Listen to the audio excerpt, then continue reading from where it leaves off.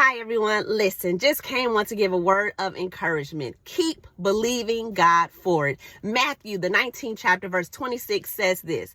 It says, Jesus looked at them and said, with man, this is impossible, but with God, all things are possible. Listen, be encouraged today, knowing that God can do the unthinkable. There is nothing too hard for God. So keep trusting in him, no matter what it looks like naturally. Keep believing God forward. God can do the impossible. He can do it for you. How do you know, Sam? Well, he did it for me. You want to hear some testimonies? Maybe some of you are in a position to where you're homeless and you have children. Guess what? I was in the same place, and God opened up a door and provided a home for me and my children and our family, right? Some of you may think, Sam, I want to go to school, but there's no way. Because why? Because of my background and how I grew up. Well, let me encourage you. I grew up, born and raised on the west side of Detroit, Michigan. Went to sleep to the sound of gunfire, drug houses on the streets. But guess what God did? He opened up a door for me to go off to school. Guess what? And he provided. Some of you may say, hey, I need a job, but I needed to work around my kid's schedule.